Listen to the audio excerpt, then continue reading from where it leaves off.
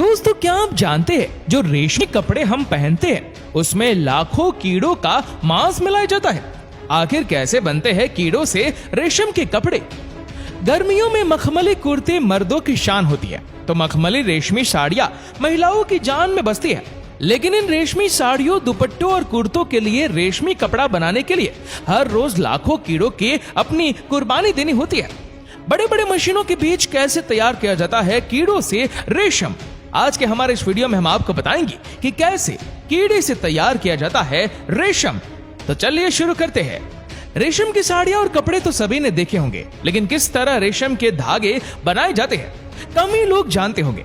महीनों की मेहनत के बाद बनते हैं ये धागे, जिनसे बनती है रेशम की साड़ियां। रेशम का कीड़ा ही एक ऐसा जीव है जिसमें रेशम बनता है। इसका साइंटिफिक नाम बॉम्बिक्स मॉरी है। दुनिया में रेशम का प्रचलन सबसे पहले चीन से शुरू हुआ था। रेशम से बने कपड़े और दूसरी चीजें भी सबके मन को खूब भाती है, लेकिन सवाल ये उठता है कि आखिर रेशम बनता कैसे है? कैसे रेशम का कीड़ा रेशम का प्रोडक्शन करता है? रेशम के कीड़े शहतूत के पेड़ के सिल्क वर्म के नाम से भी जाना जाता है। सिर्फ इसी कीड़े में रेशम का प्रोडक्शन होता है। क्या आप जानते हैं, मेड इन चाइना टैग पाने के लिए दुनिया का पहला प्रोडक्शन में से एक रेशम है। रेशम की चीन में प्राचीन समय से ही खेती की जाती है और तब से दुनिया भर में कारोबार किया जा रहा था। और रेशम कपड़े का उपयोग कई तरह की पोशाकें बनाने के लिए किया जाता है, जैसे साड़ी, सलवार, कमीज, शर्ट, कुर्ता, टाई और बहुत कुछ। रेशम कीट पालन भारत का एक बहुत ही पुराना व्यवसाय है। भारत चीन के बाद विश्व में रेशम का दूसरा सबसे बड़ा उत्पादक है। खुदाई में मिले अवशेषों के आधार पर पता चलता है कि सिंधु घाटी सभ्यता के लोग भी सिल्क उत्पादन के बारे में जानते थे। क्या आप जानते हैं कि रेशम के कीड़े सिर्फ 2 या 3 दिन तक ही जिंदा रहते हैं? और सबसे अनोखी बात तो ये है कि इतने ही समय में मैथुन करके हर एक मादा रेशम के कीड़े शहतूत की पत्तियों पर 300 से 400 अंडे को जन्म दे देती है। हर एक अंडे से लगभग 10 दिनों में एक नन्हा मादा कैटरपिलर निकलता है। ये रात दिन शहतूत की पत्तियां खाता है और सिर्फ 18 दिन में अपने आकार से 70 गुना बढ़ जाता है। कीड़े के पेट में शहतूत की पत्तियां पचने के बाद फाइब्रोइन में तब्दील हो जाता है। ये एक तरह का लिक्विड रेशम प्रोटीन होता है। ये कीड़े की 2 ग्लैंड में जमा होता है। फिर लगभग 30 से 40 दिन में नॉर्मल और एक्टिव ग्रोथ के अलावा पहले लंबा होता है, फिर सुस्त होकर गोल मटोल हो जाता है, मतलब बड़ा हो जाता है। अब 3 दिन तक लगातार अपने सिर को इधर उधर हिलाकर ये अपने चारों ओर अपनी लार ग्लैंड द्वारा डिस्चार्ज मटेरियल से एक लंबे धागे का घोल बनाता है, जिसे कोया या कोकून कहते हैं। हवा में कांटेक्ट में आते ही ये धागा सूखकर रेशमी धागा बन जाता है, जो लगभग 1000 मीटर लंबा होता है। अब ये लार्वा एक प्यूपा में बदल जाता है। 12 से 15 दिनों में प्यूपा इमेगो बन जाता है, जो एक एल्कलाइन सेक्शन की मदद से कोकून को एक ओर से काट कर बाहर निकल जाता है। इससे कोकून का रेशमी धागा बहुत सारे टुकड़ों में टूटकर बर्बाद हो जाता है। 25 दिन के अंदर अंदर ये कीड़े रेशम का गोला बना देते हैं और इनके वजन का 5वां हिस्सा रेशम होता है। इन कीड़ों को गर्म पानी में डालकर मार दिया जाता है और गोले से रेशम काट लिया जाता है। एक गोले में रेशम का एक लंबा धागा होता है, जिसकी लंबाई 500 से 1300 मीटर तक होती है। ये धागा कोकून के चारों ओर अंडे के आकार के समान लिपटा होता है। आखिर में इसका रेशम हासिल करने के लिए कोकून को खोलते पानी में डालकर पूरे कीड़े को अंदर ही अंदर मार देते हैं और धागे को अलग कर लेते हैं। इस तरह से रेशम के कीड़े से रेशम बनता है और इसके बाद इन रेशम के धागों की मदद से कपड़े जैसी चीजों को बनाया जाता है। तो ये तो हमने जान लिया कि रेशम का कीड़ा अपने रहने के लिए अपने ही शहर पर गोले के आकार का घर बनाना शुरू कर देता है और उसके गोले से रेशम बनाया जाता है। लेकिन आपको ये भी बता दें कि अगर इस कीड़े को और भी बढ़ने दिया जाए तो ये कीड़ा तितली के रूप में बदल जाता है। अब आप सोच रहे होंगे कि आखिर एक रेशमी साड़ी बनाने के लिए कितने कोकून उनकी जरूरत होती है। तो हम आपको बता दें कि एक टाई बनाने के लिए करीब 120 कोकून की जरूरत पड़ती है। अब अंदाजा लगाया जा सकता है कि एक साड़ी के लिए कितने कोकून को मारा जाता होगा, क्योंकि कोकून से रेशम निकालने के लिए कीड़ों को जिंदा मारना होता है। वह इसलिए क्योंकि अगर कीड़ों को ना मारा जाए तो कोकून बनाने के 3 से 4 दिन के बाद कोकून अपने हॉल को फाड़ कर बाहर आ जाते हैं।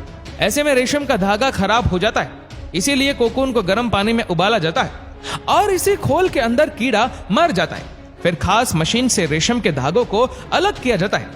इस तरह एक दर्दनाक तरीके के जरिए लाखों कीड़ों को जान से मारकर रेशम का धागा तैयार किया जाता है। अब जान लेते हैं रेशम बनाने की कला का इतिहास। लगभग 4000 साल पहले रेशम बनाने की कला चीन के लोगों को पता थी। इसके बारे में एक दिलचस्प कहानी बड़ी फेमस है। कहा जाता है कि चीन की रानी शियो शेंग ने एक बार गलती से रेशम के एक कीड़े को हाथ धोने वाले बर्तन में डाल दिया और अगले ही दिन उसने देखा कि बर्तन में से रेशम के रेशे निकल रहे और फिर उसने रेशम के कीड़ों को पालना शुरू कर दिया और उनके द्वारा तैयार रेशम को बुनाई के काम में लाना शुरू कर दिया। कई साल तक चीन के लोगों ने रेशम के कीड़ों का रहस्य छुपाए रखा और इस वजह से दुनिया भर के व्यापारियों को रेशम खरीदने के लिए चीन जाना पड़ता था। रेशम के कीड़ों का रहस्य सबसे पहले 3री शताब्दी में जापानी लोगों को पता चला। चीन ने इस कला को काफी गुप्त रखा और सालों तक वो इसका व्यापार करता रहा। जिन रास्तों से वह विदेशों में व्यापार करता था उस रास्ते का नाम सिल्क रोड यानी रेशम मार्ग नाम पड़ा। सिल्क रोड के जरिए ही भारत में भी रेशम पहुंचा। भारत में mulberry, tropical tussar, of tussar, eri और मूंगा जैसे 5 तरह के सिल्क का प्रोडक्शन होता है। हालांकि भारत ही इकलौता ऐसा देश है जिसमें 5 तरह के सिल्क का प्रोडक्शन होता है। तो दोस्तों, ये थी रेशम और चीन के रिश्ते की कहानी। अब आज चीन, भारत, फ्रांस, स्पेन और इटली जैसे देशों में रेशम के कीड़े पाले जाते हैं और उनसे रेशम हासिल किया जाता है। गर्मी की शुरुआत में मादा शहतूत के पत्तों पर 400 से 500 अंडे लगभग देती है जो पत्तियों से चिपक जाते हैं। इस दिन के अंदर इन अंडों से लार्वा निकल जाती है और इनकी सावधानी से जांच की जाती है और रोगी कीड़ों को अलग करके नष्ट कर दिया जाता है। स्वस्थ कीड़ों को शहतूत की पत्तियों पर पाला जाता है और इनके मुंह के एक छोटे से छिद्र से एक रस निकलता है जिससे रेशम का धागा बनता है। रेशम के कई प्रकार होते हैं। सबसे पहले बात करते हैं शहतूत रेशम की। शहतूत रेशम दुनिया भर में सबसे आम रूप में इस्तेमाल किया जाने वाला रेशम है। यह दुनिया के लगभग 90% हिस्सों में पाया जाता है। इस रेशम का प्रोडक्शन उस कीड़े द्वारा किया जाता है जो शहतूत की झाड़ियों पर भोजन करते हैं। ये रेशम के कीड़े पूरी तरह से पालतू और इंडोर में पाले हुए होते हैं। शहतूत रेशम का यूज करने का नुकसान ये है कि इसकी चिकनी बनावट को बनाए रखने के लिए बहुत देखभाल की जरूरत होती है। फिर आता है तसर सिल्क। तसर रेशम एक तरह का जंगली रेशम है जो शहतूत के कीड़ों के अलावा कैटरपिलर द्वारा बनाया होता है। इस रेशम के शहतूत रेशम से अलग एक एहसास और खूबियां है। ये तसर रेशम एक जंगल में प्रोड्यूस होता है जो जीनस एनेथेरा से जुड़ा है। जापानी तसर रेशम का कीड़ा हरे रेशम के धागे का प्रोडक्शन करता है।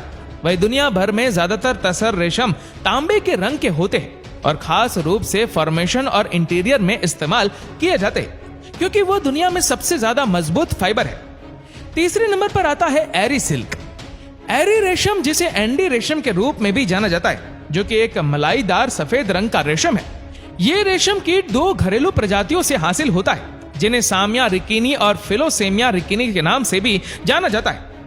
एरी रेशम एक शांति से बनाए जाने वाला रेशम है क्योंकि यह शहतूत और कोसर रेशम के कीड़ों को मारे बिना ही रेशम के कीड़ों के कोकून से निकाला जाता है। रेशम के ऊन या कपास की एक मैट रखी जाती है। एंडी रेशम के कीड़े और शहतूत रेशम के कीड़े ही सिर्फ घरेलू रेशम के कीड़े हैं जो विकसित होने के लिए इंसानों पर निर्भर है। एंडी रेशम टिकाऊ है और इनके कपड़े मुलायम होते हैं जो इसे पर्दे के लिए जरूरी सामग्री बनाते हैं। दोस्तों, ये था रेशम का पूरा इतिहास, ज्ञान और प्रकार। आपको ये वीडियो कैसी लगी हमें कमेंट करके जरूर बताएगा और वीडियो अच्छा लगा हो तो लाइक और शेयर करना न भूलें। ऐसी ही और भी फैक्ट वीडियो को देखने के लिए फॉलो करें हमारे पेज को और सब्सक्राइब करें हमारे YouTube चैनल को जिसकी लिंक हमने नीचे कमेंट सेक्शन में दे रखी है। धन्यवाद।